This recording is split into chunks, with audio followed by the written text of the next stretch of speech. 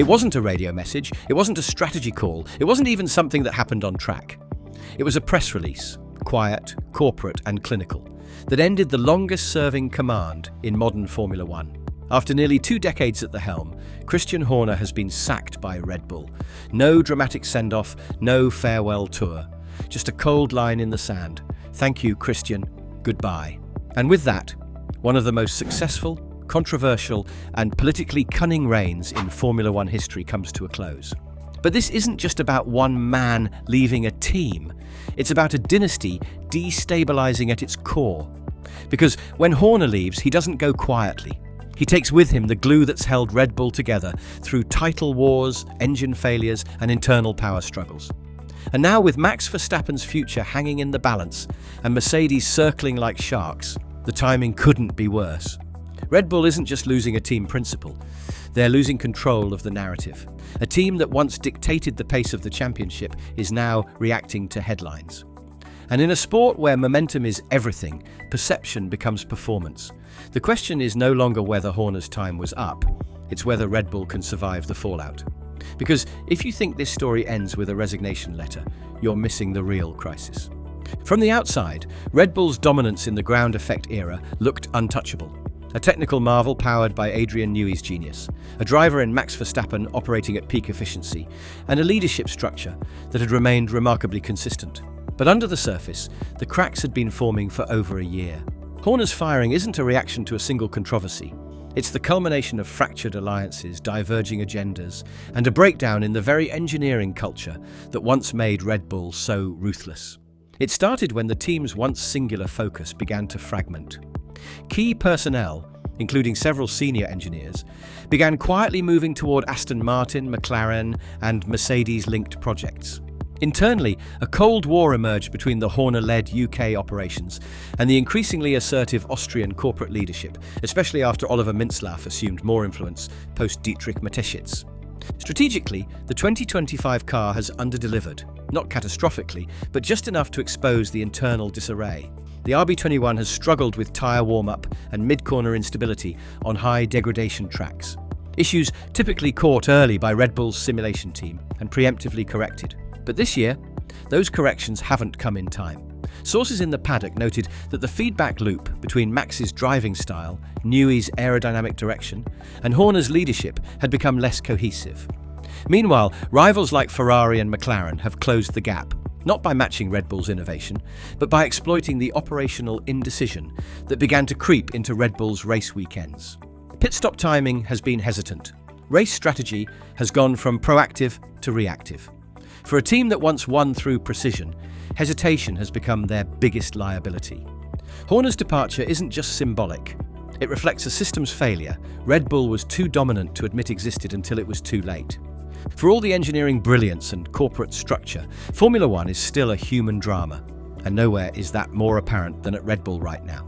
Christian Horner wasn't just a manager, he was the architect of relationships that powered the team through its fiercest wars. He protected Max Verstappen like a father figure, battled the FIA with surgical precision, and outmaneuvered rivals in the political paddock. That emotional loyalty from me, particularly from Max, is now in jeopardy. The Verstappen camp has long made it clear.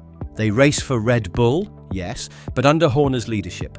And now with that anchor gone, there's nothing preventing Toto Wolff from making an aggressive play for the reigning world champion. Inside the garage, the mood has shifted. Engineers are uncertain. Senior mechanics, many of whom followed Horner's vision since the early days, are now looking at a power vacuum, and no clear successor in sight. Adrian Newey's partial withdrawal earlier this season already raised questions about Red Bull's technical direction, but it's the emotional leadership that's truly missing. Horner had a unique ability to absorb pressure from above and below, shielding his drivers from corporate interference and his staff from political games. That buffer is gone. Behind closed doors, Max has reportedly grown frustrated with not just the car's unpredictability, but the team's inability to project strength and unity. Red Bull's culture, once defined by fierce internal alignment and ruthless clarity, is fraying. And in a championship fight where every tenth of a second counts, doubt is poison. If Max even begins to question whether Red Bull can provide the environment he needs to dominate, the team's crisis won't just be managerial, it will be existential. In Formula One, chaos isn't just dramatic, it's measurable. And right now, Red Bull's chaos is beginning to show up where it matters most, in the points. After dominating the early phase of the ground effect era, Red Bull have stumbled. From runaway leaders in 2023 to vulnerable contenders in 2025, the numbers don't lie. As of the mid-season break, Red Bull sits fourth in the Constructors' Championship, behind Ferrari, McLaren, and a resurgent Mercedes. The gap to the front isn't insurmountable, but the trend line is damning. Max Verstappen still leads the drivers' standings, but only by 11 points, and Lando Norris and Charles Leclerc are closing fast.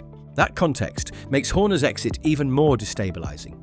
Because beyond his leadership, Horner was the political strategist who knew how to play the long game, when to take engine penalties, how to influence regulation interpretation, where to apply pressure during calendar crunch points.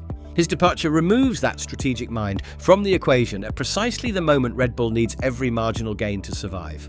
In raw points terms, every missed podium, every miscalculated pit window, every DNF, it's all exponentially more costly when the margins are this tight. And with Mercedes hinting at an aggressive second-half push, and McLaren optimising nearly every weekend, there's no cushion left. If Max loses even one race to bad timing or bad vibes, the title lead is gone. That's not hypothetical anymore, that's championship arithmetic. Red Bull is no longer managing advantage, they're managing risk, and that's never where Horner liked to operate. Formula One is built on dynasties, and the pattern is always the same.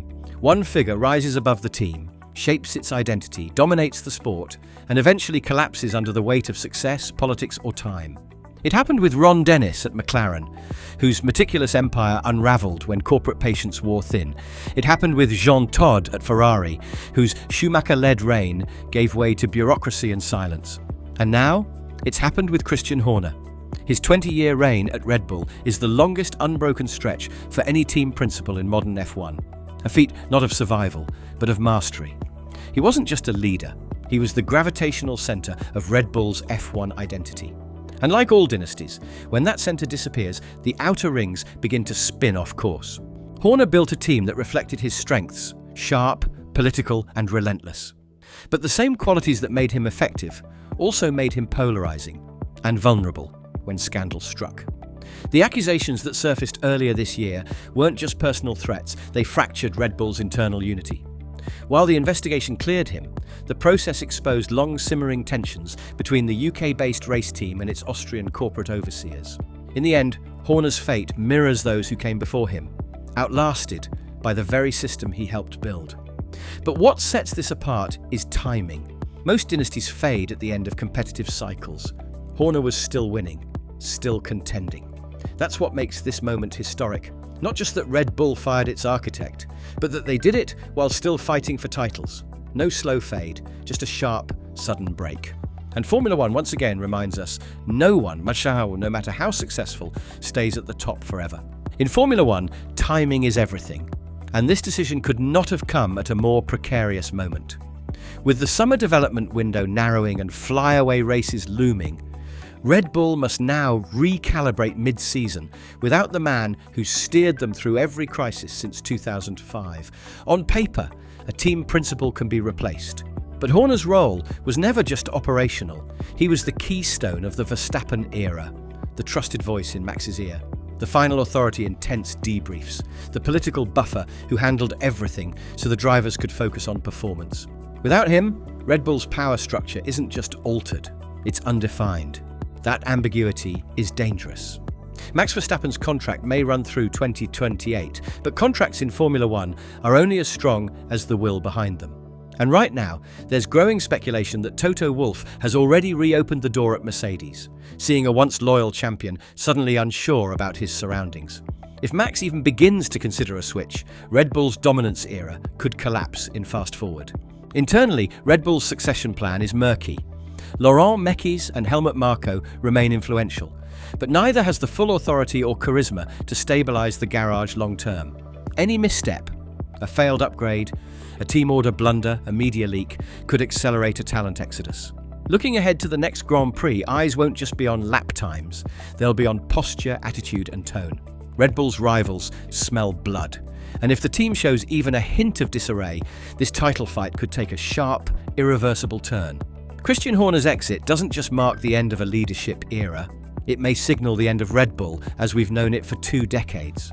Because what Horner built wasn't just a race-winning team. He built a machine, engineered for dominance, shaped around a singular philosophy, and tuned to the psychological rhythms of Formula One's fiercest battlefield.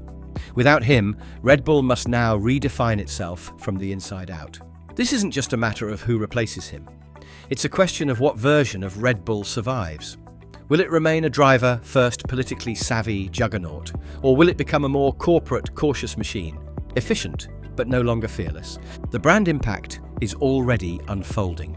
Red Bull Racing's image has always been about defiance.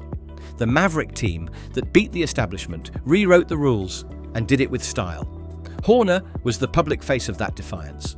Sharp in interviews, unafraid in the paddock, and unflinching under pressure. Remove him, and that edge risks softening.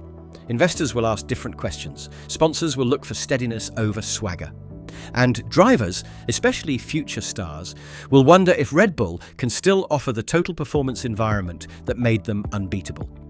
In a sport defined by continuity, disruption is the real enemy.